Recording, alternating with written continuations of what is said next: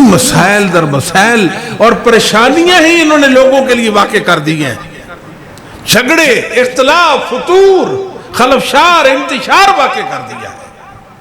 دین تو سادہ سا تھا، اللہ نے اپنے بندوں کے لیے دین اتارا، وحی کی صورت میں تھا، اور صحابہ تابعین تبع تابعین نے اس کو سمجھا، کتابوں میں درج کر دیا. انسانوں کو چاہیے تو سیدھے چلے جاتا ہے دین کے پاس اور قرآن و سنت کی تعبیریں ان سے لے کر ان کو اپنا لیتے.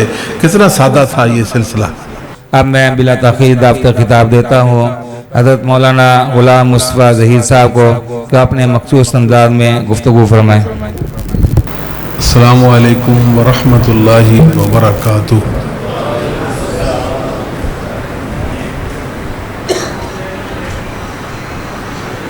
ان الحمد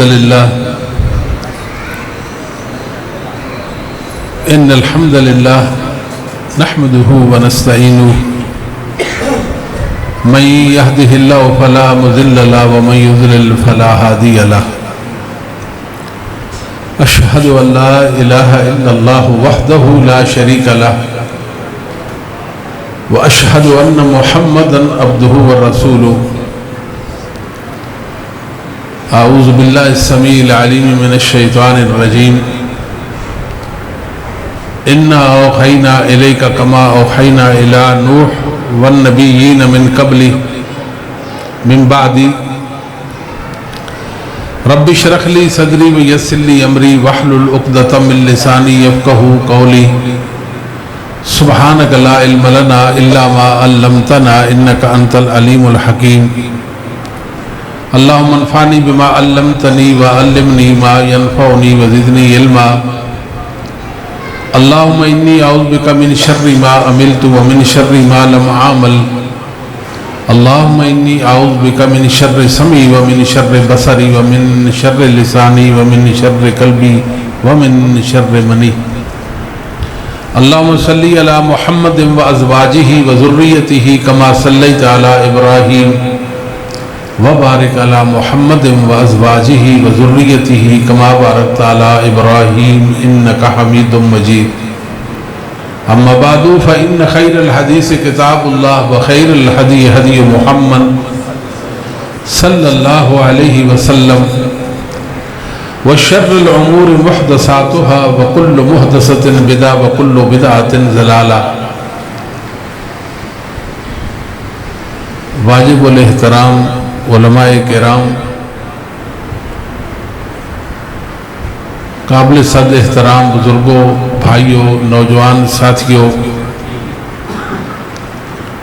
آج کی یہ موقر حفل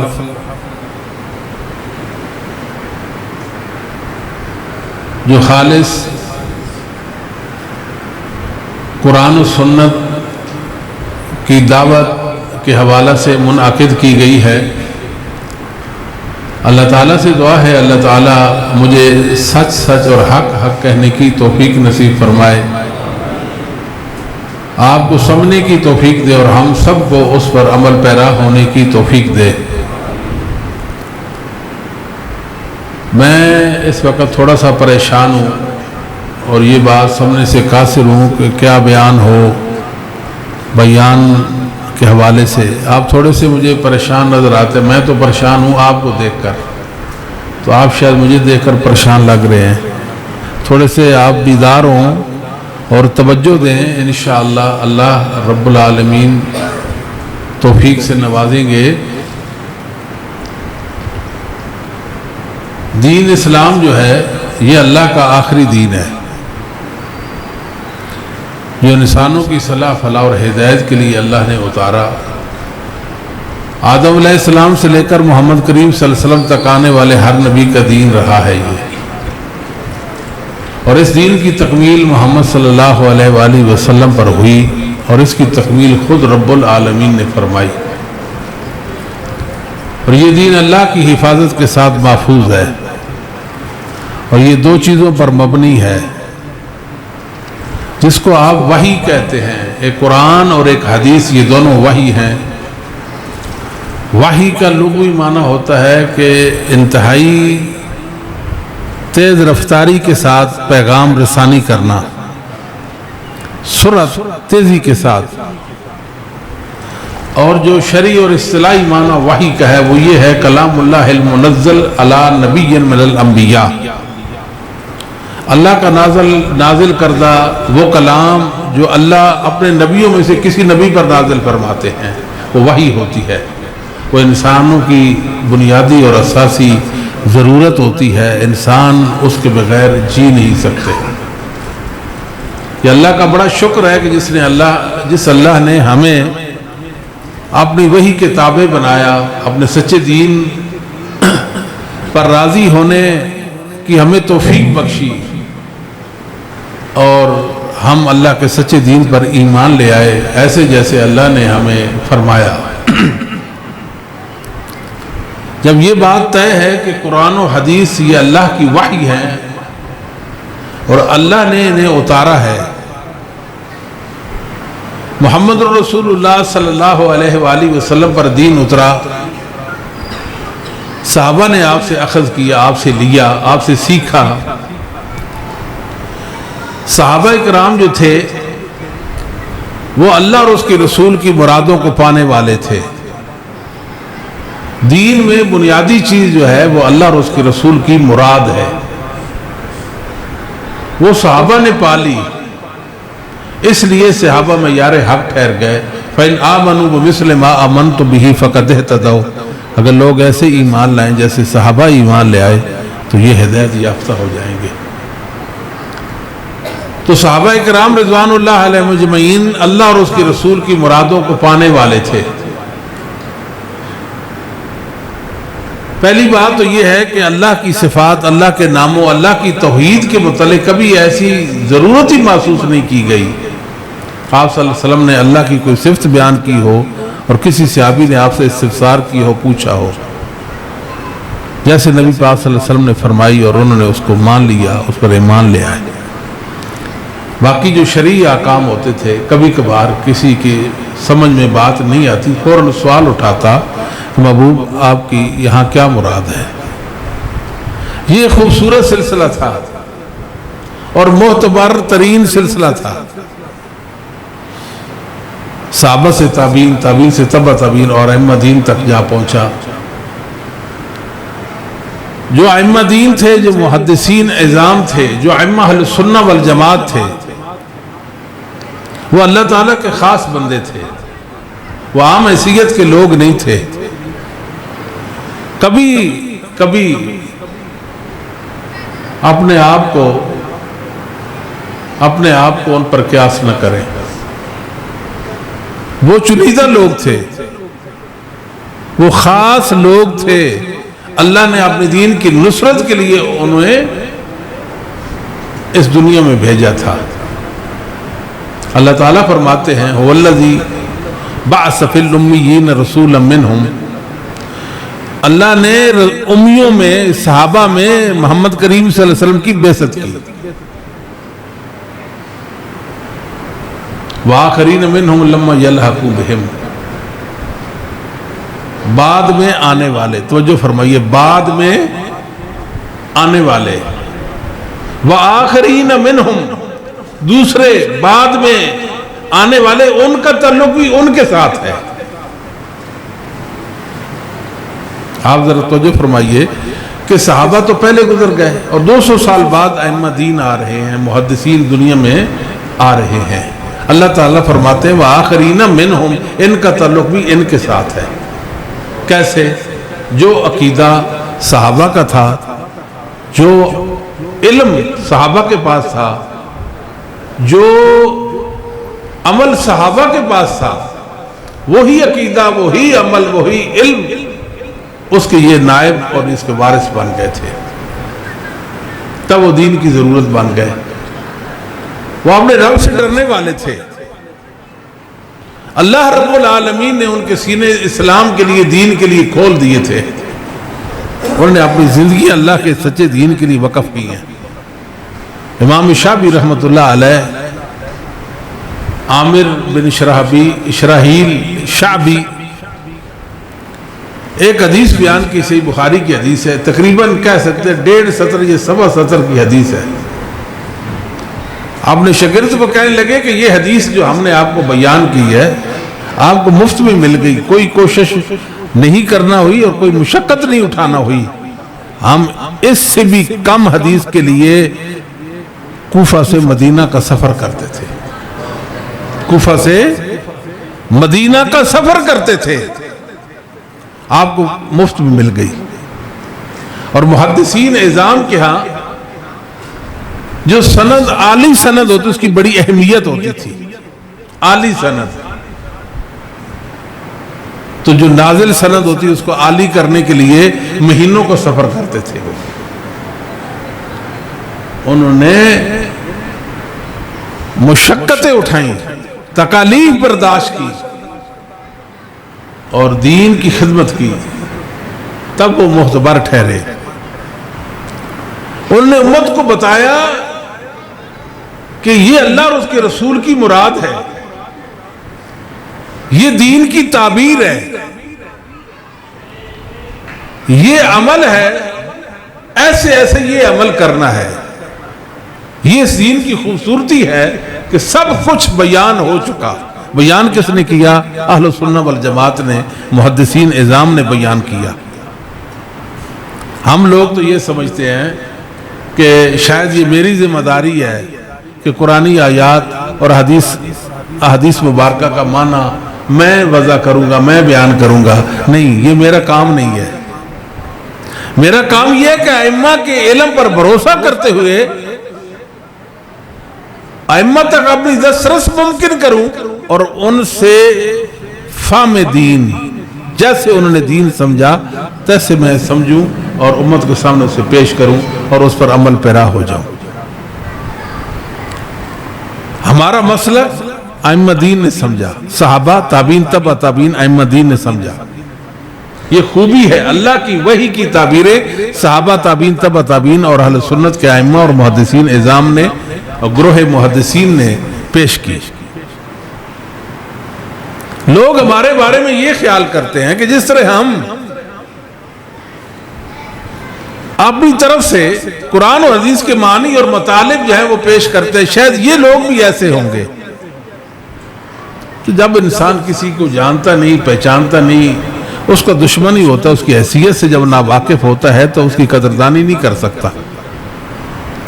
لہذا ہماری لوگوں سے یہ درخواست ہے کہ آپ ہمارے قریب ہوں، ہمیں سمجھیں کہ ہم کون لوگ ہیں۔ آپ کو اختلاف کا پورا حق ہے، ہم سے 100 بار اختلاف کریں مگر ہماری بات تو سمجھے نا، ہم کیا کہنا چاہتے ہیں، ہمارا مدعا کیا ہے، یہ بات آپ سمجھیں۔ ہم یہ کہتے ہیں کہ دین کی تفہیم ہو چکی ہے، کس نے کی؟ صحابہ، تابعین، تبع تابعین، ائمہ دین نے کی ہے، بس اسی فہم پہ رک جانا ہے۔ لوگ یہ سمجھتے ہیں کہ ہم اپنی طرف سے مطالب بیان کرتے ہیں، ایسا نہیں ہے، ایسا نہیں ہے۔ اور کئی حوالے سے لوگ ہمیں جانتے بھی نہیں ہیں۔ مثال کے طور پر اہل حدیث پر ایک طعن ہوتا ہے، ان پر ایک اعتراض آتا ہے کہ یہ ائمہ کو نہیں مانتے، یہ اماموں کو نہیں مانتے۔ یہ جملہ آپ نے کئی بار سنا ہوگا۔ مجھے یہ بات کہنے میں کوئی عذر نہیں ہے، اگر اہل حدیث ائمہ کو نہیں مانتے تو اللہ کی قسم زمین پر ائمہ دین کو، ائمہ اہل سنت والجماعت کو کوئی بھی نہیں مانتا۔ ہم ہی تو اماموں کو مانتے ہیں۔ اماموں سے محبت کرنا، اہل سنت کے جو ائمہ ہیں، محدثین ہیں، ان کی قدردانی کرنا، ان سے عقیدت اور محبت رکھنا، ان کے ساتھ روحانی اور ایمانی رشتہ قائم کرنا، یہ ہمارے ایمان کا حصہ ہے۔ میں کئی مقامات پر یہ کہہ چکا ہوں، اگر میرے دل سے اگر امام مالک کی کوئی محبت نکال دے تو میرے ایمان کا کوئی اعتبار نہیں ہے۔ امام زہری رحمت اللہ علیہ اہل سنت کے امام ہیں، اگر ان کی قدر و منزلت، ان کا رتبہ اگر میرے دل سے کوئی نکال دے تو میرے ایمان کا کوئی اعتبار نہیں ہے۔ ہم تو ائمہ کو مانتے ہیں، لیکن ہمارے بھائی کہتے ہیں آپ نہیں مانتے۔ بھائی ہم تو مانتے ہیں، وہ کہتے ہیں آپ نہیں مانتے۔ بتائیں اس مسئلے کا حل کیا ہے؟ کوئی حل بھی تو ہونا چاہیے کہ نہیں؟ اختلاف کو لے کر بیٹھے رہ جائیں گے. ہم کہتے ہیں ہم اماموں کو مانتے ہیں، وہ کہتے ہیں آپ نہیں مانتے. ہاں یہ بات کہنے کی ہم جسارت کریں گے کہ ہم کیسے نہیں مانتے، ہمیں یہ فرمائیں. آپ کے سامنے میں نے عرض کیا اللہ کی وحی کی تعبیریں وہی معتبر ہے ہمارے ہاں جو ائمہ دین نے پیش کر دی. لو اس سے بھی آگے بڑھتے ہیں. ائمہ کا جو عقیدہ ہے، محدثین کا جو عقیدہ ان کی کتابوں میں مذکور ہے، لکھا ہوا ہے، درج ہے، ان کا جو عمل ہے ان کی کتابوں میں موجود ہے. عقیدی کی ایک شک ہمیں پیش کریں، ایک شک پیش کریں جو ائمہ دین کا عقیدہ تھا اور آج اہل حدیث ہمارا عقیدہ نہیں ہے، پھر تو آپ کہہ سکتے ہیں کہ دیکھو ان کا عقیدہ یہ تھا اور آپ کا یہ ہے، آپ نہیں مانتے. جب ایسا بھی نہیں ہے، جو ان کا عقیدہ ہے وہ ہمارا عقیدہ ہے. وہ اگر کہیں یہ رات دن ہے تو ہم مانیں گے ہاں جی دن ہے، اور دن کو کہہ دیں رات ہے تو ہم رات کہیں گے. پھر بھی نہیں مانتے تو کیسے ہم سے منوانا چاہتے ہیں؟ جو محدثین اعظام کو نہیں مانتے ان پر تان کرتے ہیں، ہم ان پر 100 بار تان کرتے ہیں، کہتے ہیں آپ ائمہ کو نہیں مانتے. بتائیے ہم کیسے نہیں مانتے؟ کوئی ہمیں بتایا بھی تو جائے نا. ائمہ نے جو کتابیں لکھی ہیں ان کتابوں کو پڑھنا، سمجھنا، سمجھانا، ان کتابوں کی خدمت کرنا، یہ اہل حدیث کا وتیرہ رہا ہے. اور اب بھی الحمدللہ ایسا ہے. کہتے ہیں کہ آپ اماموں کو نہیں مانتے. اگر ہم اماموں کو نہیں مانتے ہم ان کی کتابیں کیوں پڑھتے ہیں؟ ہم دنیا کو کہتے ہیں کہ ائمہ کی کتابوں پر اتفاق کر لو، یہاں رک جاؤ. ان کی کتابوں کے بعد کوئی معتبر صحیح کتابیں ہی نہیں ہیں. کیوں؟ اس لیے وہ سندوں والی کتابیں ہیں. یہ اعزازات اور امتیازات محدثین کے تھے. کہتے ہیں جی آپ ائمہ کو نہیں مانتے. حیرانی والی بات یہ ہے، میرے مطابق اس مسئلے کا حل کیا ہو؟ حل ہے ہی کوئی نہیں. کوئی ضد کا کوئی علاج نہیں، بغض اور عناد کا کوئی حل نہیں ہے. کیا اس کا علاج ہے جی بغض کا؟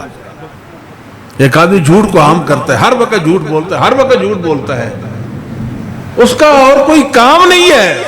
وہ پروپیگنڈا کرتا ہے، بھڑکاتا ہے، نفرت پھیلاتا ہے اور نفرت کے جذبات کو عام کرتا ہے. دیکھو یہ لوگ اماموں کو نہیں مانتے، اماموں کو نہیں مانتے، اماموں کو نہیں مانتے. لوگ ان کی باتوں پر یقین کرتے، ان کی باتوں پر کان دھرتے، سنتے ہیں اور ہمارے بارے میں ایک رائے قائم کرتے ہیں یہ اماموں کو نہیں مانتے. بھئی ہم اماموں کو کیوں نہیں مانتے؟ ہم تو مانتے ہیں. اگر ہم اماموں کو نہ مانتے ہوتے تو ہم نے ایک اپنا مقلد بنا لینا تھا، یہ ہمارا مقلد ہے، ہم اس کے مقلد ہیں. اگر یہ دعویٰ کر لیتے تو یہ واضح ہو جاتا کہ ہم نے سب کو چھوڑ دیا، ایک کو اپنا امام اور مقتدا بنا لیا. ایسا بھی نہیں کیا. اس سے بھی آگے بڑھے. ائمہ دین نے جن جن مسائل پر، جن جن عقائد پر، جن جن اعمال پر انہوں نے اتفاق کر لیا، اجماع کر لیا، اس اجماع کو ہم راہ ہدایت سمجھتے ہیں. میں آپ کے سامنے بیٹھا ہوں، گناہگار ہوں، ناقص انسان ہوں، ناقص. ائمہ کا ایک اجماع بھی ایسا نہیں ہے جس کو میں حق نہ مانتا ہوں. ایک اجماع بھی نہیں ہے. میرا رب سن رہا ہے اس بات پر. اللہ کی وحی کی تعبیر آئی، محدثین کی زبان سے ایسے زہر ہو گئی، گویا ایک دل سے باہر نکلی، ایک زبان پر جاری ہو گئی. اتفاق کر لیا انہوں نے، ان کا اتفاق حق مان لیا ہم نے. بتاؤ ہم ائمہ کو نہیں مانتے؟ یہ کہتے جی اماموں کو نہیں مانتے. بھئی کیسے مانے؟ سوال ہے نا، ہمیں کو بتایا جائے، سمجھایا جائے. بھائی آپ جو مانتے ہیں اس طریقے سے نہ مانے، اس طریقے سے مانے. تو چلو وہ کوئی طریقہ تو وضع کر دے نا، ہمارے سامنے پیش تو کرے نا. پروپیگنڈا کیوں کرتے ہیں ہمارے خلاف؟ لوگوں کو بھڑکاتے ہیں، نفرت کے جذبات. اہل حدیث جو ہیں یہ آسودگی ماحول معاشرہ میں لانا چاہتے ہیں. ہم نفرت کا پیغام نہیں دینا چاہتے. ہم لوگوں کو اللہ کی وحی پر لانا چاہتے ہیں، اصحاب محمد کی محبت پر، اولیاء اللہ کی محبت پر لوگوں کو لانا چاہتے ہیں. ہم اللہ کی وحی کی تعبیریں جو محدثین اعظام نے پیش کیے ان پر لوگوں کو لانا چاہتے ہیں. یہ ہمارا کام ہے. ہم سے کوئی اختلاف کرتا ہے تو بھئی ہم اس کو کہیں گے کہ بھئی آپ کو اختلاف کا حق ہے، مگر ہمیں تھوڑا سمجھائیں تو صحیح نا. آپ کو کہاں سے کوئی کمزوری نظر آتی ہے؟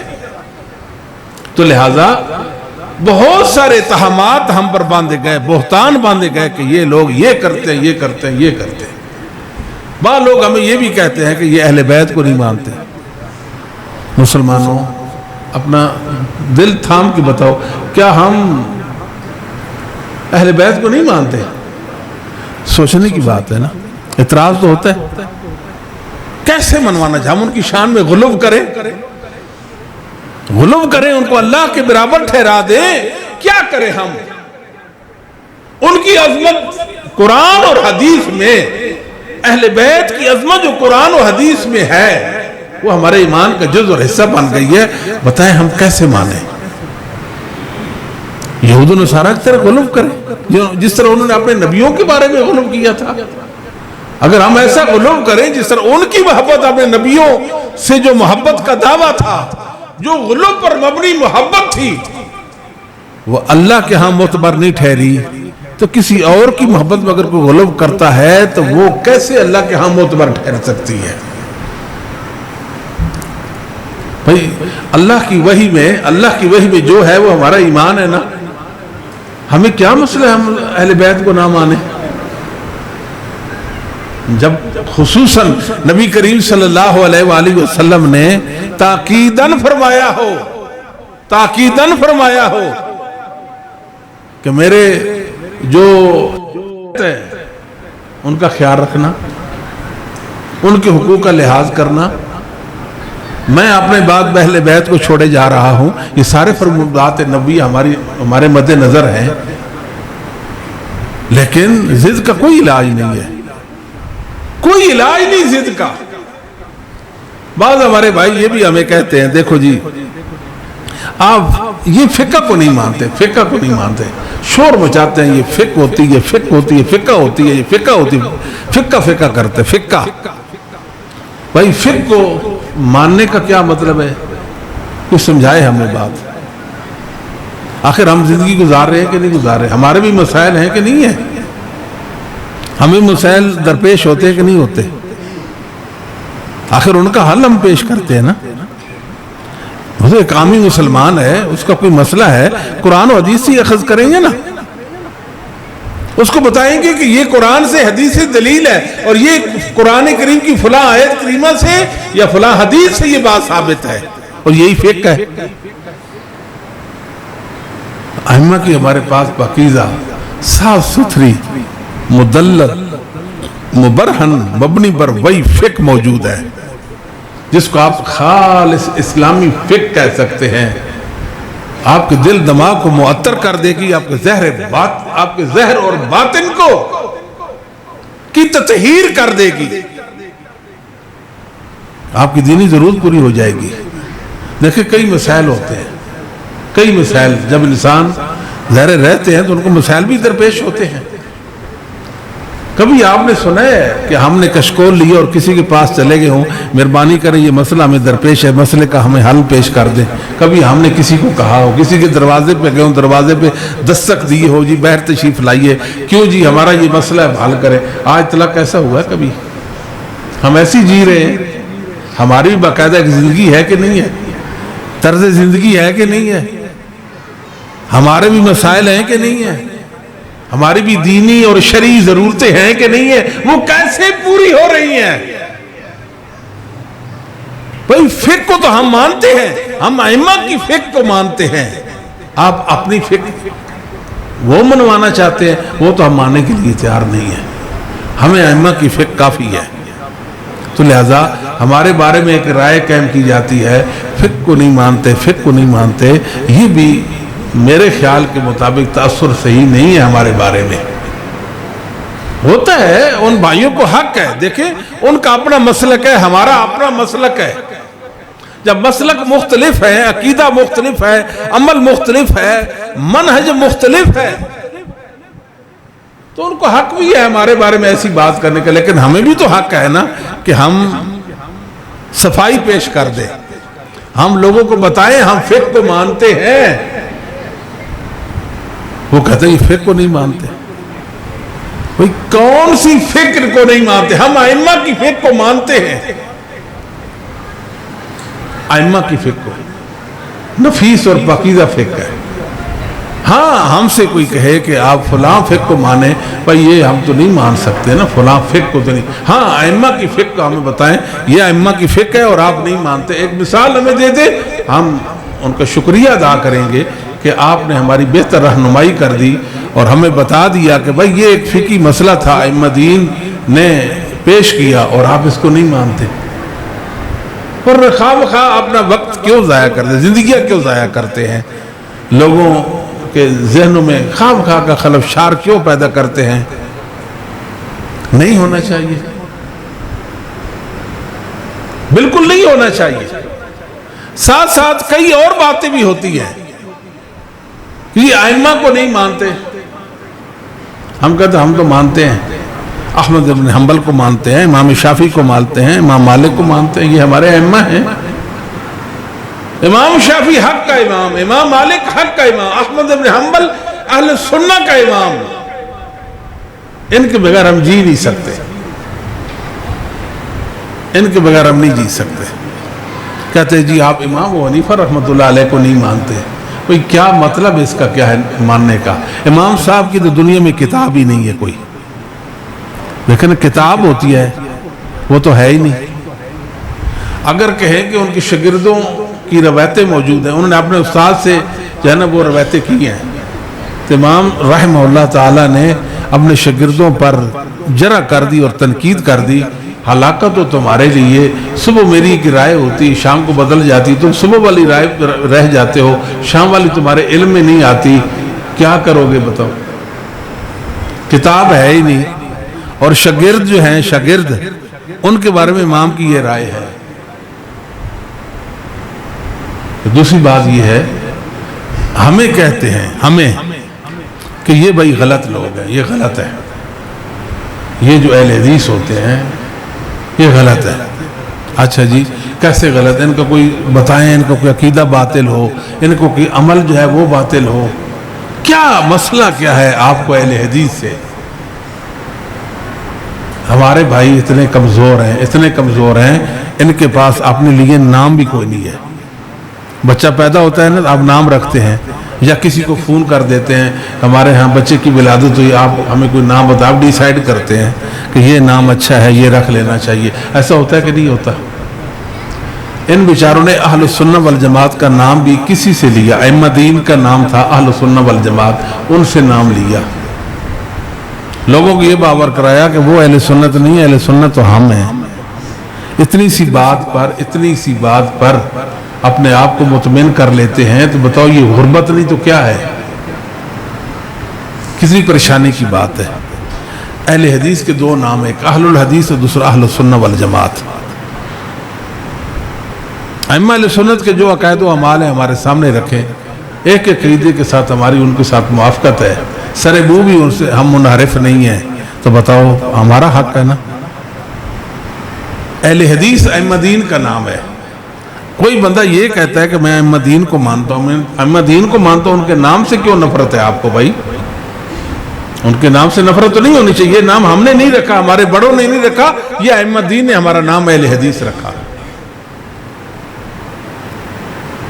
پھر دوسری بات یہ ہے, ہمارے بارے میں نفرت کے جذبات ہیں, نفرت کے جذبات ہیں, جبکہ دوسری طرف شافعی, مالکی اور حنبلی وہ کہتے ہیں وہ صحیح ہے, یہ چاروں مذاہب حق ہیں, چاروں مذاہب حق ہیں.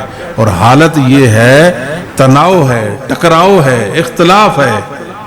اور اہل حدیث کے بارے میں کیا, یہ کوئی ہندوستانی ٹولہ ہے, یہ ہندوستانی ٹولہ, یا ان کے بارے میں یہ کہہ دیں گے یہ اہل حدیثوں کی, یہ اہل حدیث جو ہے یہ انگریز کی اولاد ہے, فلاں سن سے پہلے ان کا تو وجود ہی نہیں تھا دنیا میں. یہ بتانا یہ چاہتے ہیں محدثین بانج ہو گئے تھے, دنیا میں محدثین کو ماننے والا کوئی نہیں تھا. ایک حق کا تسلسل تھا جو محدثین سے چلا، ہر دور میں وہ رہا، آج بھی دنیا میں حق موجود ہے، دنیا میں لمحہ بھر کے لیے حق مفقود نہ ہوا نہ ہوگا۔ وہ حق والے کون ہیں؟ وہ اہل حدیث ہی تو ہیں۔ اور دوسری بات یہ ہے، کہتے ہیں کہ جو رفع الیدین ہے نا، رفع الیدین آپ کیوں کرتے ہیں؟ ہم کہتے ہیں جی کہ محمد کریم صلی اللہ علیہ وسلم سے ثابت ہے، کہتے ہیں نہیں ہمیں بارے میں نہیں ہے بھائی، آپ شافعی ہو کر کرو پھر تو ٹھیک ہے، کوئی حرج نہیں، آپ شافعی ہو کے رفع الیدین کریں، امام شافعی کے مقلد ہو کر رفع الیدین کریں پھر تو ٹھیک ہے، محمد رسول اللہ کے متبع ہو کر کریں تو ہمیں قبول نہیں ہے۔ کیسے لوگوں سے ہمارا واسطہ پڑا، کیسی سوچ ہے یہ۔ امام شافعی حق کا امام تھا، انہوں نے محمد رسول اللہ سے اخذ کیا، ہم امام شافعی سے اس لیے دین لیتے ہیں وہ محمد رسول اللہ کے متبع تھے۔ کہتے نہیں آپ شافعی پہلے بنے، کیوں؟ اہل سنت والجماعت اور اہل الحدیث بڑا منصب ہے دنیا میں، ان کا ایک امتیاز ہے، یہ تقلید سے کوسوں بھاگتے ہیں، یہ علم وحی پر یقین رکھنے والا گروہ ہے امت کے اندر، اور وحی کی تعبیریں ان کے نزدیک وہی معتبر ہیں جو اصحاب محمد نے پیش کی ہیں، جو ائمہ دین نے پیش کی ہیں۔ اس لیے کوشش ان کی یہ ہے کہ بھئی دیکھو یہ جو اہل حدیث ہیں، اہل حدیث ان سے یہ پوچھا جائے، اہل حدیث سے کہ کوئی علاقہ بتاؤ 1857 سے پہلے کوئی ایک مسجد جس میں 8 رکعت نماز تراویح ہوتی ہو، یہ کوئی بات ہے کرنے کی؟ ہم سے یہ پوچھیں کہ محمد کریم صلی اللہ علیہ وسلم نے کتنی تراویح پڑھی ہے، صحابہ کتنی پڑھتے تھے، ائمہ دین کتنی پڑھتے تھے، حدیث کی کتابوں میں کیا لکھا ہوا، یہ ہم سے پوچھے نا، ہم سے یہ پوچھا جائے۔ پھر ان کا اپنا مسئلہ کیا ہے؟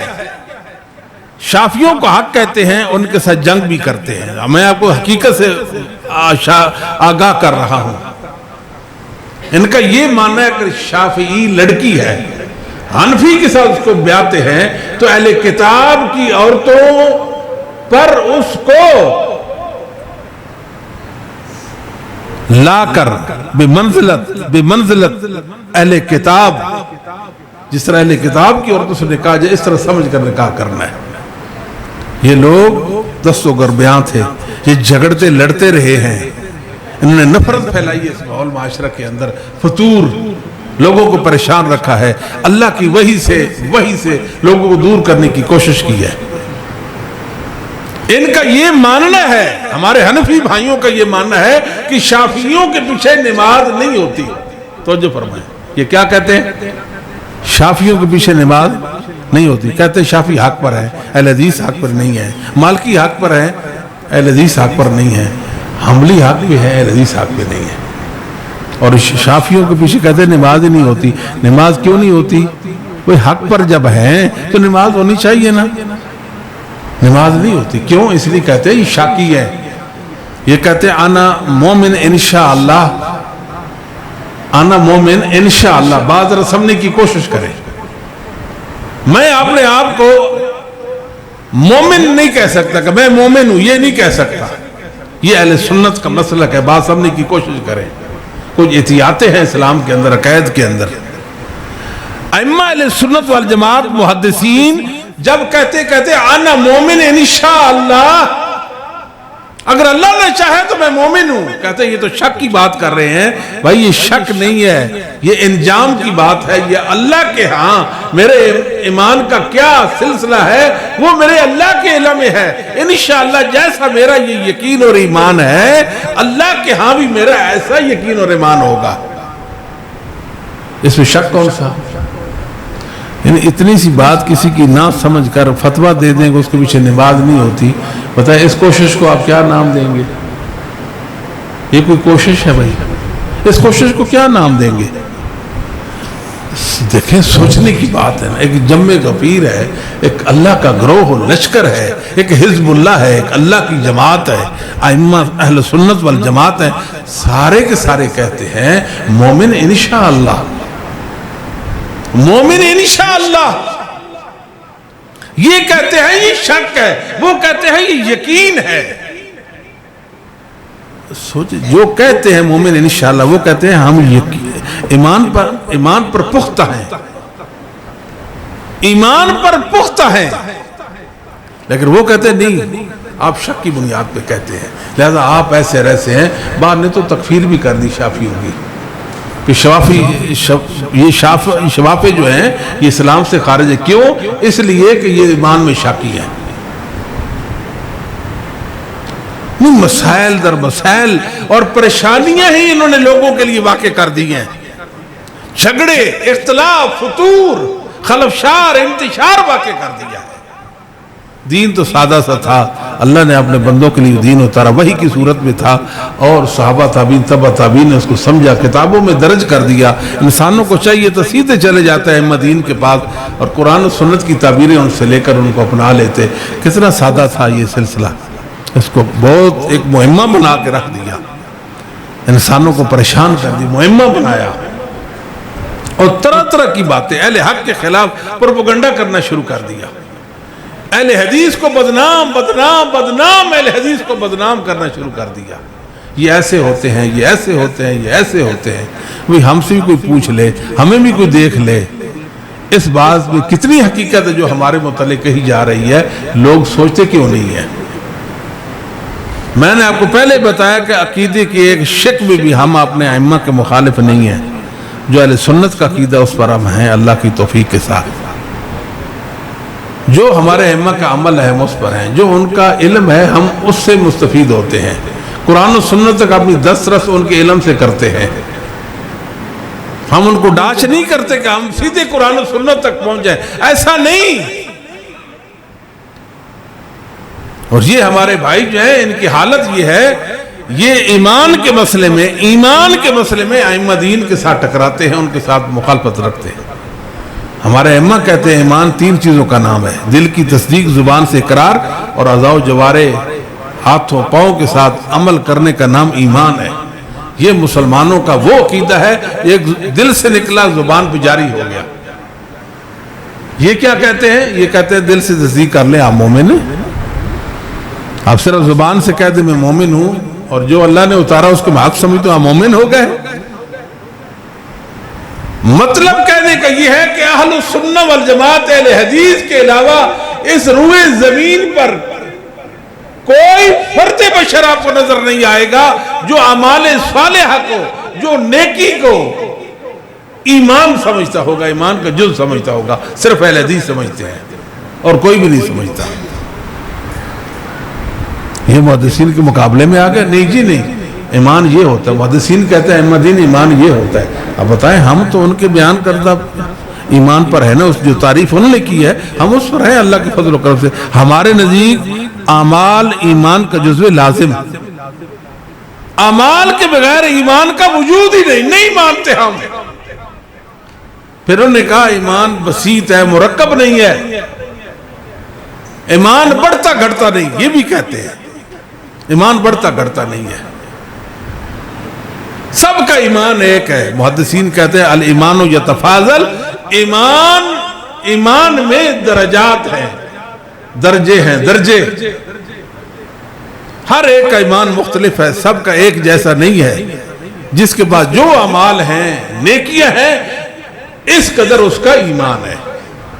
یہ کہتے ہیں نہیں، بس آپ ایمان لے آئیں، دل سے تصدیق کر لیں میں اللہ کو مانتا ہوں، رسول کو مانتا ہوں، عمل نہ بھی کریں، بس آپ مومن ہیں، سارے ایک جیسے ہیں، سب نے ایک بات کہی ہے۔ یہ پریشانی کی بات ہے۔ ایمان کے مسئلے محدثین کے ساتھ، ائمہ دین کے ساتھ اختلاف کر کے پھر بھی کہتے ہیں ہم اہل سنہ والجماعت، تو کیسے ہیں؟ پھر اس سے بھی آگے اللہ کی توحید میں بہت سارے مسائل انہوں نے خرابیاں واقع کر دی ہیں۔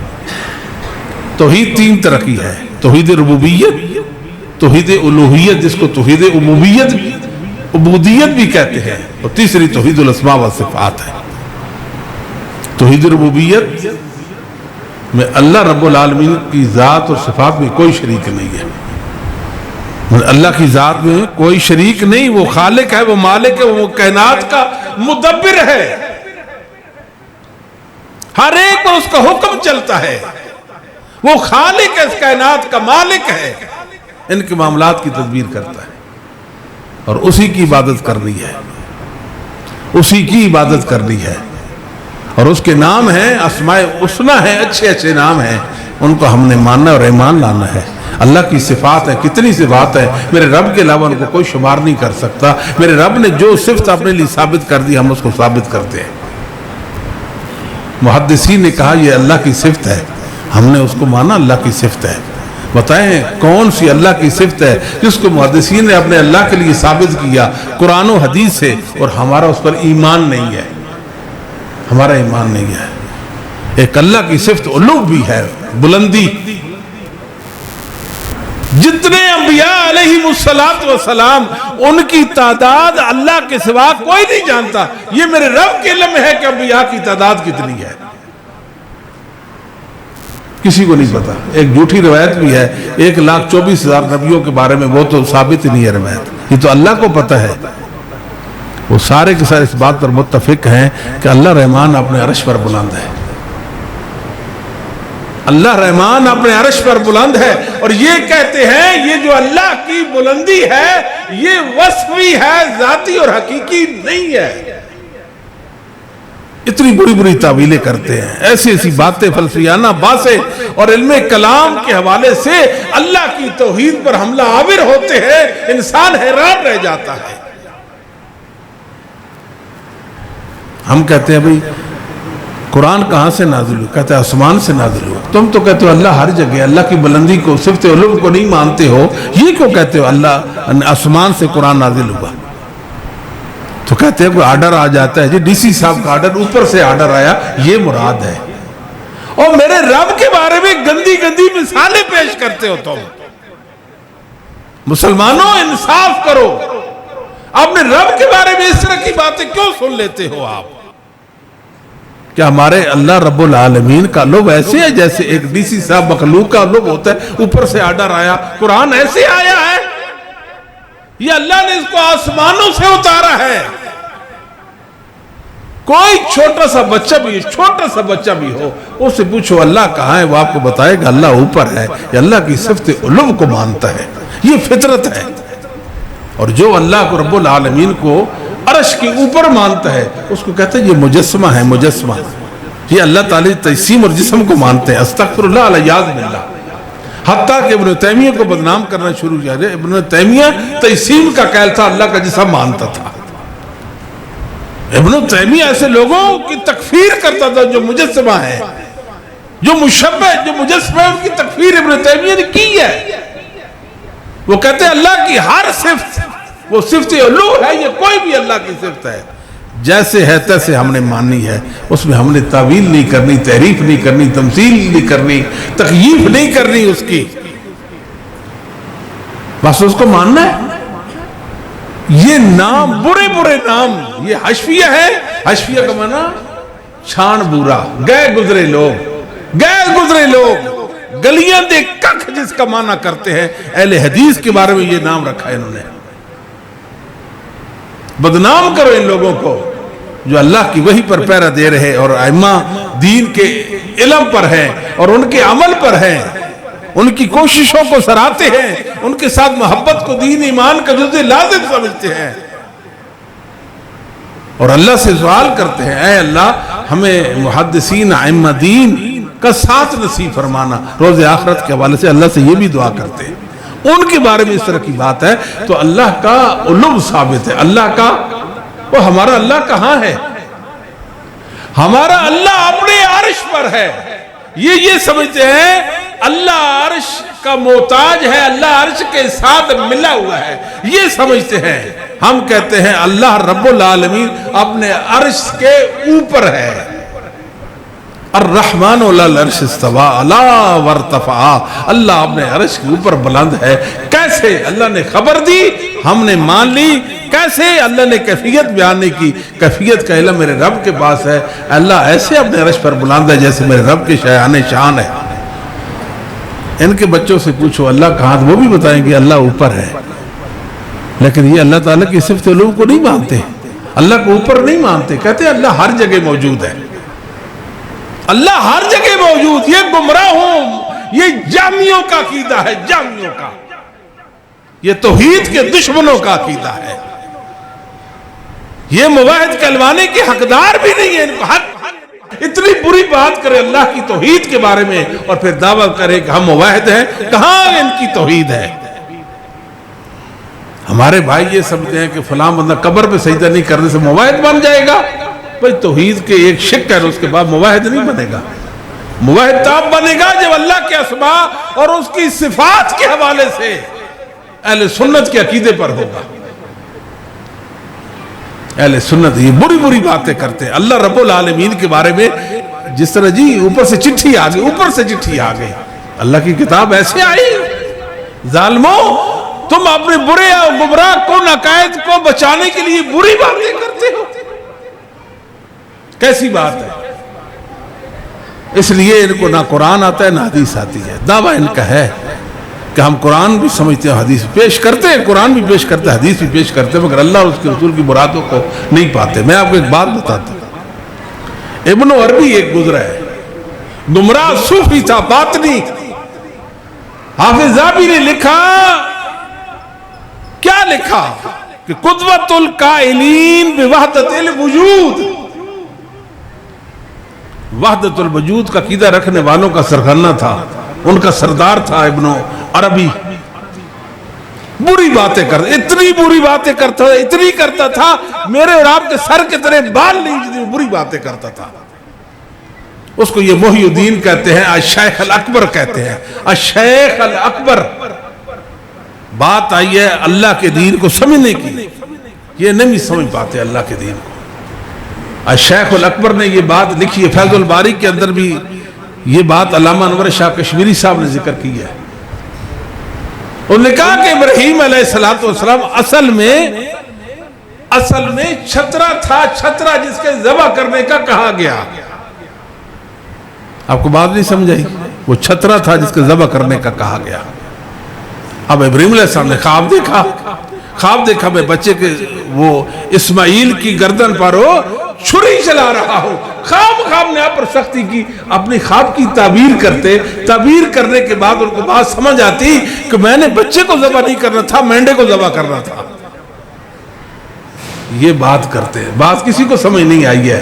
میں سر لگاؤں سر تو پھر آپ کو بات سمجھ آ جائے گی. اللہ کے بندوں میں درد دل کی بات آپ کو کہہ رہا ہوں، بات سمجھانے کی کوشش کر رہا ہوں کہ یہ لوگ یہ گمراہی میں دھن سے بلکہ پھنسے ہوئے ہیں. اور ان کی صبح سے لے کر شام صبح تک اہل حدیث کے خلاف پروپیگنڈا. اہل حدیث کوئی بھیڑ بکریاں نہیں ہے کسی کی، کوئی ریت کی حویلی نہیں ہے ایسے اس کو پھو کر کے اس کو اڑا دے گا.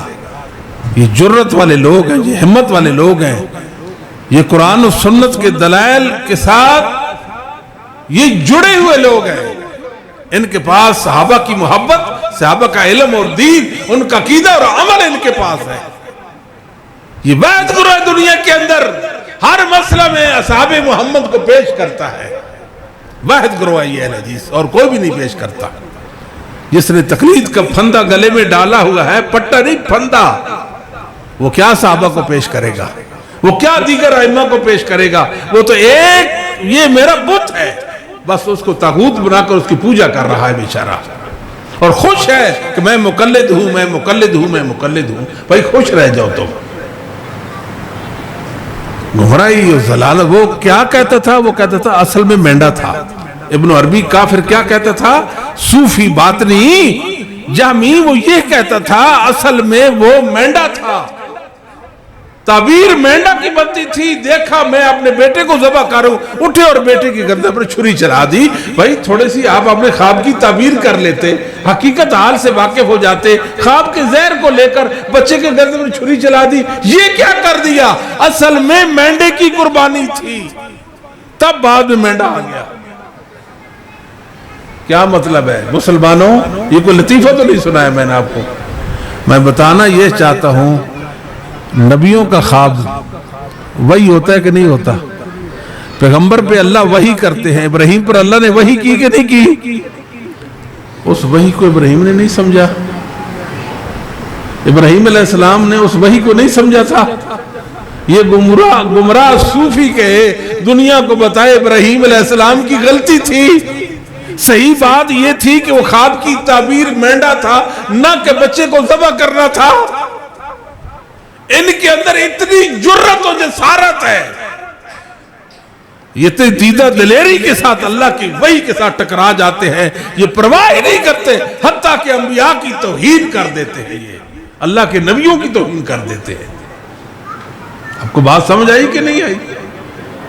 یعنی ایسے لوگوں کا ایمان کس کھاتے کا، جتنی جرت کے ساتھ بات کرے کہ تھا مینڈا تھا، یعنی وہ کیا تھا؟ چھترا تھا۔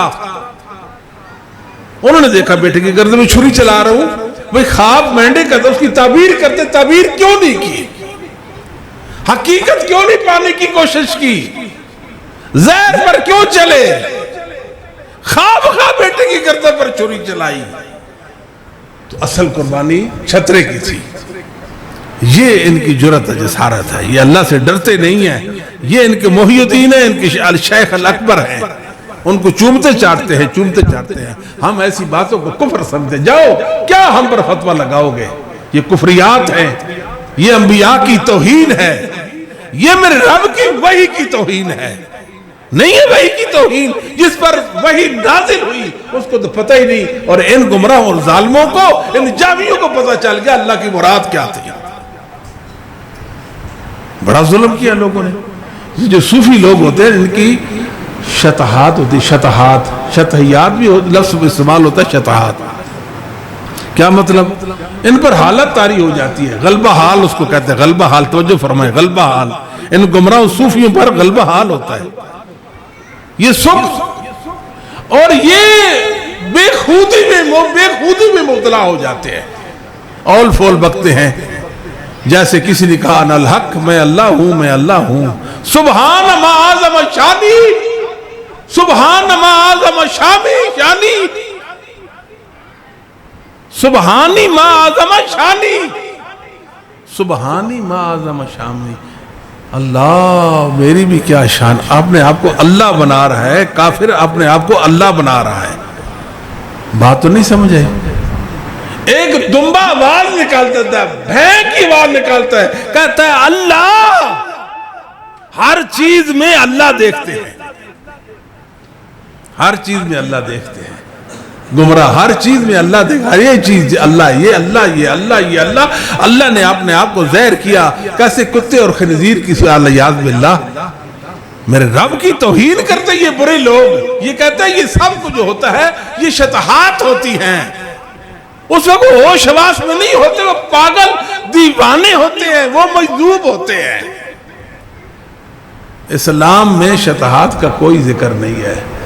محمد کریم صلی اللہ علیہ وسلم کے ساتھیوں میں کسی کو شطحات ہوئی جی؟ استغفر اللہ الیاذ باللہ، یہ جملہ کہنے کو کسی تابعی کو، تبع تابعی کو، ائمہ دین میں سے کسی کو ایسے بے خودی میں اور غلبہ حال میں وہ ایسے اول فول کہتا رہ گیا ہو، ہے ایسے کچھ؟ یہ گندے لوگ ہیں کہ نہیں ہیں؟ بعد میں سوری کرتے ہیں، استغفار کرتے ہیں، کہتے ہیں لوگوں اس پر عمل نہیں کرنا، یہ کفر تھا، بکواس تھا، خرافات تھا، ترہات میں سے تھا، محرمات میں سے تھا، ناحق اور بری بات تھی، اس کو تم نے ماننا نہیں۔ یہ ان کی حالت ہے، یہ گندے ہیں، غلیظ، نجس، انجس ہے۔ اسلامی تعلیم، اسلام کی نورانی تعلیمات کو یہ پروگنڈا کرنا چاہتے ہیں۔ اب سنیں، صحیح بخاری میں ہے، صحیح بخاری میں نبی کریم صلی اللہ علیہ وآلہ وسلم ظہر کی نماز پڑھاتے ہیں تو آپ کبھی کبھار اپنے مقتدیوں کو، اپنے صحابہ کو ایک آیت اونچی پڑھ کر سنا دیتے تھے۔ سمجھائی بات؟ ایک آیت کریمہ الحمدللہ رب العالمین ایسے ہو جاتا تھا۔ حضرت اشرف علی تھانوی صاحب نے یہ بات کہی ہے، یہ ایسا کیوں ہوتا تھا؟ کہتے ہیں نبی کریم صلی اللہ علیہ وسلم پر حال کا غلبہ ہو جاتا تھا، نبی کریم صلی اللہ علیہ وسلم پر حال کا غلبہ ہوتا تھا، بے خودی میں آپ یہ بات کر دیتے تھے، ورنہ آپ کو کیا ضرورت ہے آپ اونچی آواز سے کوئی آیت پڑھیں؟ آپ کو بات نہیں سمجھ آئی؟ بات ہے محمد رسول اللہ کی ہستی کے حوالے سے، رسول اللہ صلی اللہ علیہ وسلم کی حدیثوں کے حوالے سے بات ہے۔ انہوں نے دنیا کو یہ باور کرانے کی کوشش کی ہم حدیثوں کو مانتے ہیں، ہم حدیثوں کو مانتے ہیں، ہم حدیثوں کو مانتے ہیں۔ کوئی حدیثوں کو مانتے ہیں تو مطلب آپ نے کیوں پہناتے ہیں؟ مطلب اپنا کیوں پہناتے ہیں؟ پھر آگے انہوں نے فرق کیا، ایک کام بندہ ہوتا ہے، بسم اللہ، ایک کام بندہ ہوتا ہے، اس کا حال اور نبی کا حال جدا ہوتا ہے، فرق کرتے ہیں، کچھ ان کو منکشف ہو جاتی ہے بات، اس لیے نبی کا حال غلط نہیں ہوتا، چلو آیت کریمہ منہ سے نکل جاتی ہے، بات سمجھنے کی کوشش کریں۔ اس سے بھی آگے یہ شطحات کو سہارا دینے کے لیے، یہ مجذوبوں کی بری باتوں کو سہارا دینے کے لیے یہ کہتے ہیں، دیکھو عمر بن خطاب بھی تھے نا، جس سے نبی پاک صلی اللہ علیہ وسلم کی وفات ہوئی تھی نا، اب اطلاع آگے نبی پاک فوت ہو گئے، نبی پاک صلی اللہ علیہ وسلم کی نعش مبارک تو سے عائشہ کے کمرے میں تھی، حجرہ عائشہ میں تھی نا، باہر صحابہ کو پتہ چلا نبی پاک صلی اللہ علیہ وسلم کی وفات ہو گئی، سیدنا عمر رضی اللہ تعالیٰ نے اپنے اجتہاد سے یہ بات سمجھی کہ نبی پاک صلی اللہ علیہ وسلم ابھی تو بہت سلسلہ ہے، کفر کو نابود کرنا ہے، تو آپ کی وفات نہیں ہوئی، اور آپ نے تلوار نکالی، جذباتی مزاج اور طبیعت کے تھے، جو کہے گا نبی پاک صلی اللہ علیہ وسلم کی وفات ہوگی میں اس کو گردن ماروں گا۔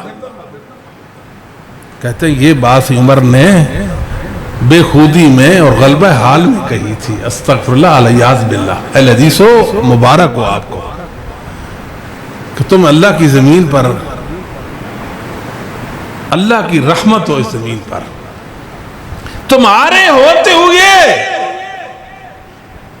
یہ اللہ کے دین میں تعریف نہیں کر سکتے، ہر کوشش میں ان کو منہ کی کھانی پڑتی ہے۔ اگر اہل حدیث کا وجود نہ ہوتا، اللہ کی قسم اللہ کے دین کی بخی اڑا کے رکھ دیتے، بخی اڑا کے رکھ دیتے۔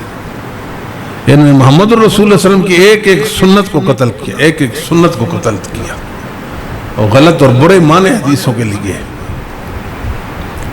کون سی سنت ہے جس کو اپنی حالت میں رہنے دیا؟ رفع الیدین کی سنت کہتے ہیں منسوخ ہو گئی ہے، ہم نے کہا یہ حدیثیں تو محدثین کی ہیں، منسوخیت کا دعویٰ کرنے کا تمہیں حق کس نے دیا؟ بتاؤ، یہ کوئی انصاف کی بات ہے، علم کی بات ہے، حدیثیں محدثین کی سندوں سے آئی ہیں، محمد الرسول اللہ سے ثابت ہیں، محدثین ان پر عمل کرتے ہیں، صحابہ عمل کرتے نظر آتے ہیں، رفع الیدین کرتے دکھائی دیتے ہیں، تم کہتے ہو منسوخ ہو گئی۔ بتاؤ یہ کیا ہے؟ یہ کیا ہے؟ سنتوں کا قتل کیا۔ آپ دیکھتے نہیں ان کی صف بندی کو؟ کبھی آپ نے دیکھا ہے صف بندی کو؟ صف بندی کو نہیں دیکھا، توجہ فرمائیے، صف بندی کو نہیں دیکھا۔ ایک ایک فٹ کے فاصلے پر، ڈیڑھ ڈیڑھ فٹ کے فاصلے پر، دو دو فٹ کے فاصلے پر یہ کھڑے ہوتے ہیں، اور ہیں اہل حدیث۔ اللہ کے فضل و کرم سے پاؤں کے ساتھ پاؤں، ٹخنے کے ساتھ ٹخنا، پنڈلی کے ساتھ پنڈلی، کندھے کے ساتھ کندھا ملا کر کھڑے ہوتے ہیں، سیسا پلائی دیوار بن کر کھڑے ہوتے ہیں، جیسے محمد کریم صلی اللہ علیہ وسلم فرمایا سب بندی ایسے کرو جیسے اللہ کے فرشتے اپنے رب کے سامنے کھڑے ہوتے ہیں، اور سب بندی کر کے کھڑے ہوتے ہیں۔ یہ اہل حدیث ہیں جو اللہ کے دین پر عمل پیرا ہیں، یہ دین اہل حدیث کی مسجد میں قائم ہے، ورنہ ان کے پاس کوئی دلیل نہیں۔ میڈیا کا دور ہے اور ہر عالم تک آپ کی دسترس ممکن ہے، آپ ان کے سامنے جھولی پھیلائیں۔ میں آپ کو اللہ کا واسطہ دیتا ہوں، مجھے ایک روایت دکھا دو جس سے یہ ثابت ہوتا ہو کہ کوئی بندہ صف بندی میں دور دور دور دور دور بھی کھڑا ہو تو سب صحیح ہوتی ہے۔ کوئی دلیل نہیں ان کے پاس، کوئی جھوٹی روایت بھی نہیں ہے، وضعی روایت بھی نہیں ہے، لیکن دیکھ لیں صبح، دوپہر، عصر کو اور شام کو اور عشاء کو ایک ایک فٹ کے فاصلے پر روزانہ کھڑے ہوں گے۔ اہل حدیثو مبارک ہو آپ اللہ کے دین کے ساتھ چمٹے ہوئے، محمد صلی اللہ علیہ وسلم کی اداؤں کو تمہارے سے جان بناتے ہو، تم لومت لائم کی پرواہ نہیں کرتے، لوگ تمہیں عجیب نظروں سے دیکھتے ہیں، تمہارے عملوں پر لوگ اعتراض کرتے ہیں، انگلیاں اٹھاتے ہیں، تم کس حیثیت کے لوگ ہو؟ تم اجنبی ہو، اجنبی. آپ کی اجنبیت دیکھ لو. 1:45 بجے سردیوں میں 12:30 بجے ہماری جماعت ہوتی ہے کہ نہیں ہوتی؟ تو لوگ پوچھتے ہیں کہ یہ کن کی جماعت ہے؟ یہ کون لوگ ہیں جن کی اذان ہوئی ہے؟ اجنبی ہیں کہ نہیں ہے؟ یہ کون لوگ ہیں بڑی بڑی داڑھیوں والے ہیں؟ یہ کون لوگ ہیں کہ جو شلوار ٹخنے سے اوپر رکھتے ہیں؟ یہ کون لوگ ہیں جو ایک مثل پر نماز اثر ادا کرتے ہیں؟ یہ کون لوگ ہیں جو 8 رکعت تراویح محمد الرسول اللہ کی سنت اور دین پر قائم ہیں؟ اللہ اکبر، اللہ اکبر. آپ کا وجود بہت اہم ہے. اسلام کو آپ کی ضرورت ہے. اسلام آپ کا محسن ہے. اس کے ساتھ وفا کریں، کسی کی پرواہ نہ کریں، اللہ کے سچے دین کے ساتھ چمٹ جائیں اور تادم واپسین اللہ کے دین پر رہیں. اللہ اکبر. اس لیے کہ آپ عظمتوں والے ہیں، ائمہ کے علم کے وارث، ان کے عمل اور عقیدے کے وارث ہیں. آپ پوچھیں ان سے وہ رسول اللہ کی حدیثیں کہاں جائیں گی صف بندی کے بارے میں؟ متواتر حدیثیں، ٹخنے کے ساتھ ٹخنا، پنڈلی کے ساتھ پنڈلی ملانا. شیخ البانی نے کہا میں نے دیکھا حنفی نوجوانوں کو بھی نماز پڑھتے اور ان کی صف بندی کو دیکھا. میں نے مالکیوں کو نماز پڑھتے ان کی صف بندی کو دیکھا.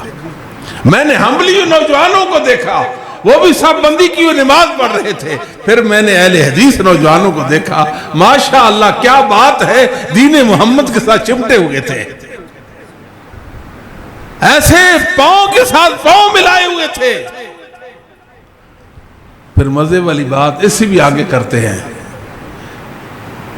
آپ حیران ہو جائیں گے انہوں نے دین کے ساتھ کیا کیا ہے. دین کے ساتھ کیا کیا؟ رسول اللہ کی حدیثوں کی ناقدری کس قدر کی ہے.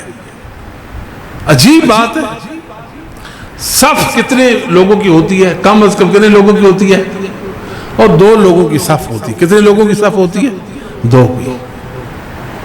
اور جب صف 2 لوگوں کی ہو تو دونوں مل کر برابر کھڑے ہوں گے. احمد کی روایت ہے، صحابی نے کہا محمد صلی اللہ علیہ وسلم نے بالکل مجھے اپنے برابر کھڑا کیا تھا. کئی دلائل ہیں، کئی دلائل ہیں، ائمہ کی تصریحات ہیں، حدیثیں ہیں، وقت نہیں ہے. 2 بندے صف بندی کریں، ایک امام اور ایک مقتدی، تو مل کر کھڑے ہوں گے، مل کر کھڑے ہوں گے. بات سمجھ آ گئی کہ نہیں آ گئی؟ اور امام ابو حنیفہ اور ابو یوسف شیخین، ان کا مذہب بھی اپنی کتابوں میں لکھتے ہیں. ہمارے امام کہتے ہیں کہ امام اور مقتدی دونوں مل کر کھڑے ہوں گے. ابو یوسف بھی کہتے ہیں امام اور مقتدی مل کر کھڑے ہوں گے. ابو یوسف کہتے ہیں. اور محمد بن حسن شیبانی کہتے ہیں کہ امام کے ایڑی کی جگہ، ایڑی کے بالمقابل، ایڑی کے بالکل ساتھ مقتدی کا پنجہ ہوگا، پیچھے ہوگا. امام ابو حنیفہ کا کیا مذہب ہے؟ لکھا اب کتابوں میں کہ بالکل حدیثوں کے مطابق ہے. ابو یوسف کا بھی مذہب ہے. محمد بن شیبانی وہ یہ کہتے ہیں کہ پنجہ مقتدی کا ایڑی کے برابر ہوگا، امام آگے مقتدی پیچھے ہوگا. کہتے یہی راجے ہے، یہی راجے ہے، یہی حدیثوں سے ثابت ہے. مگر آوت کیا ہے؟ آوت یہ ہے کہ امام ابو حنیفہ کا مذہب چھوڑا جائے گا، ابو یوسف کا مذہب چھوڑا جائے گا جو حدیث کے موافق ہے. جو حدیث کے مخالف ہے محمد بن شیبانی کا مذہب، وہ لیا جائے گا.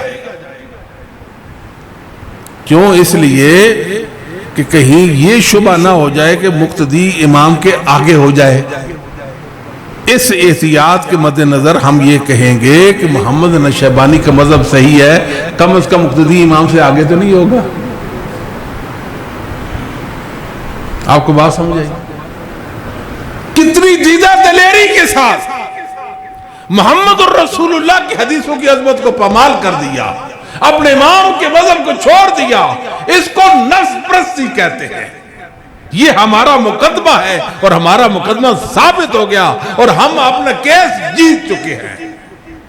ہم دنیا کو پیغام دینا چاہتے ہیں اہل حدیث حق کا گروہ ہے. حق میرے اللہ نے اہل حدیث کے اندر منحصر کر دیا. اہل حدیث سے بغیر حق نہیں ہے. اگر کسی کو مسئلہ ہے تو ہم سے بات کریں. ہم یہاں موجود ہیں, ہم زندہ ہیں, ہمارے علماء زندہ ہیں, ان سے بات کریں.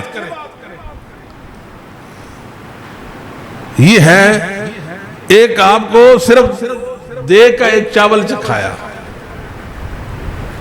یہ حال ہے. اچھا اس سے بھی آگے بڑھے.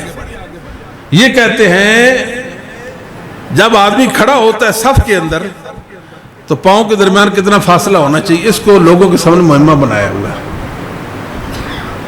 ہمیں کہتے ہیں بتاؤ حدیث پیش کرو, حدیث پیش کرو.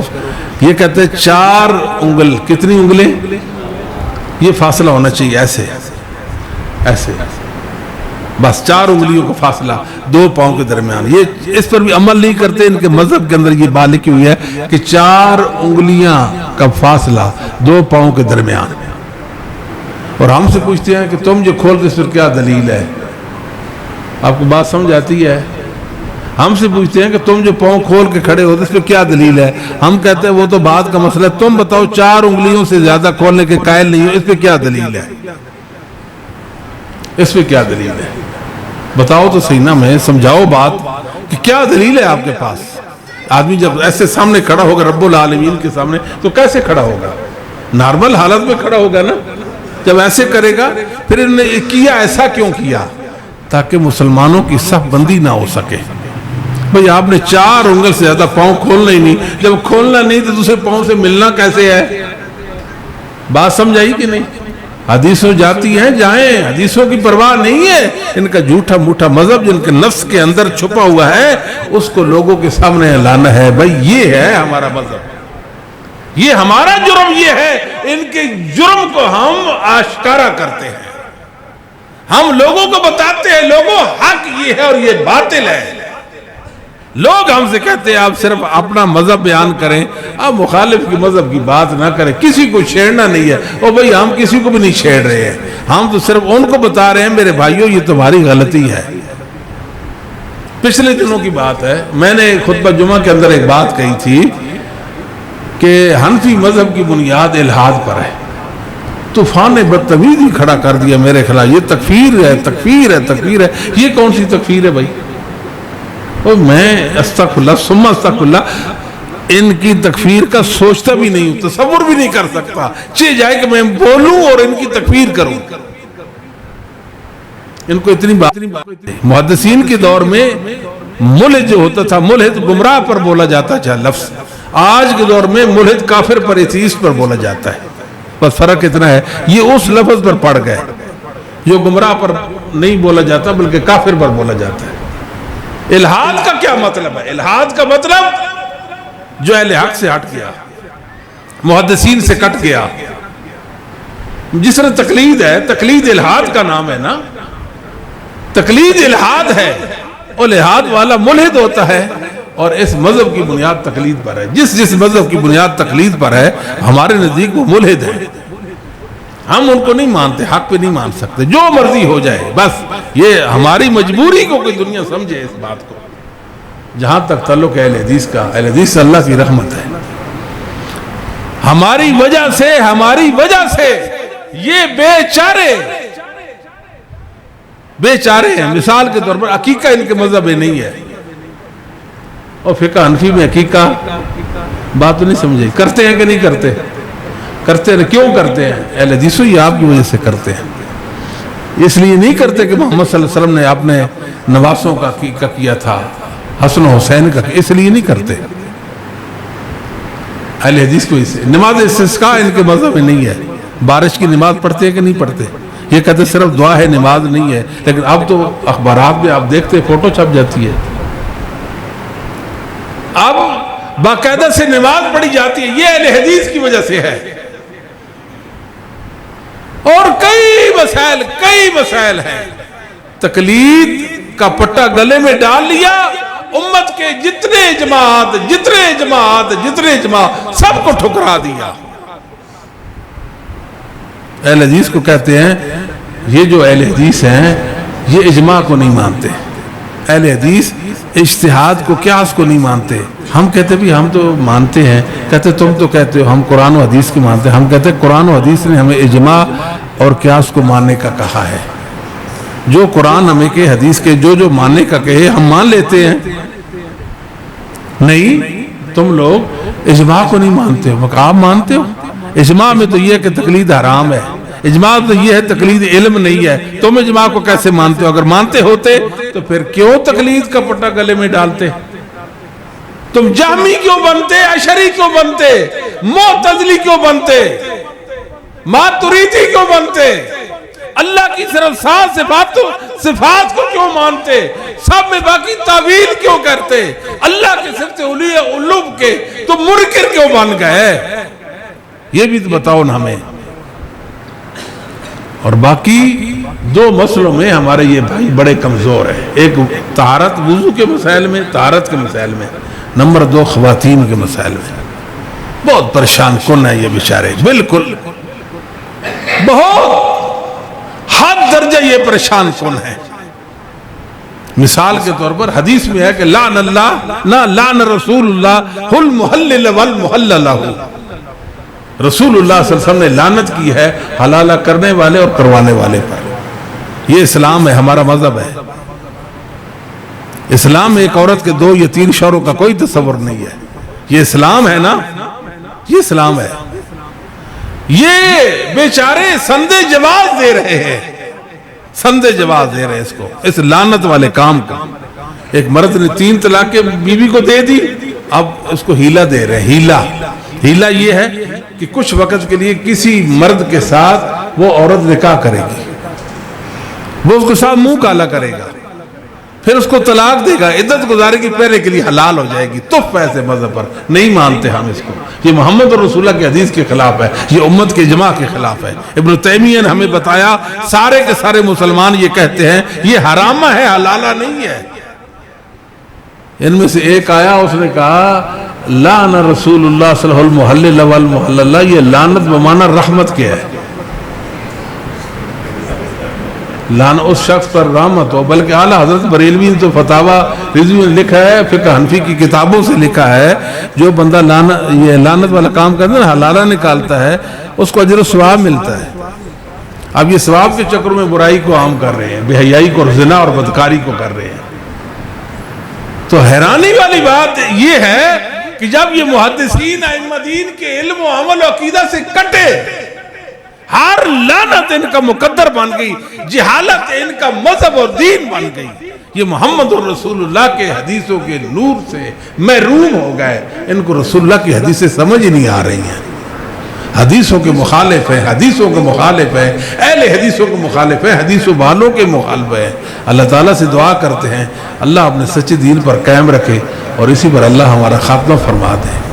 اللہ اسلام کے لیے ہمارے دلوں کو کھول دے، ہمارے سینوں کو کھول دے. اللہ محدثین کے مسلک، ان کے مذہب پر ہمیں کاربند بنا دے. آخر میں امام احمد بن حنبل رحمہ اللہ تعالیٰ کا ایک میں آپ کو قول پیش کرتا ہوں. ایمان افروز قول ہے امام احمد بن حنبل کا، کہ ان کے بیٹے صالح بیان کرتے ہیں کہ میرے والد گرامی بیمار تھے تو ایک شخص آیا جس نے داڑھی کو خضاب لگایا ہوا تھا. داڑھی کو خضاب لگایا. امام صاحب نے جب دیکھا اس نے داڑھی کو رنگا ہوا ہے تو فرمایا اس نے سنت کو اپنایا ہوا ہے. میں جب کسی شخص کو دیکھتا ہوں اس نے محمد کریم صلی اللہ علیہ وسلم کی ادا کو اپنایا ہوا، سنت کو اختیار کیا ہوا ہے، مجھے بے حد خوشی ہوتی ہے. میرے بھائیوں، اللہ نے یہ زندگی دی، اس کو خوبصورت بنائے. خوبصورت نبی پاک صلی اللہ علیہ وسلم کی سنتوں سے بنے گی، میرے رب کے رضا والوں کاموں سے بنے گی. میرے رب کی رضا صرف اور صرف محمد صلی اللہ علیہ وسلم کی سنتوں میں ہے. ایک ایک سنت رسول کو چنیں، اپنے وجود پر نافذ کر دیں، دنیا کو بتائیں. دور سے لوگ آپ کو دیکھ کر کہیں یہ کوئی اہل الحدیث وہابی لگتا ہے. اپنی ظاہری پہچان اہل سنت والی بنائیں. میرے بھائیوں، اپنی ظاہری پہچان اہل سنت والی بنائیں. دوسری بات، امام احمد بن حنبل رحمہ اللہ تعالی، توجہ فرمائیں، احمد بن حنبل رحمہ اللہ تعالی نے سے پوچھا گیا، ایک شخص ہے جس کے ہاں اولاد ہوئی مگر اس کے حالات اچھے نہیں ہیں، وہ قرض لے کر بچے یا بچی کا عقیقہ کرتا ہے، اس کے بارے میں آپ کیا کہتے ہیں؟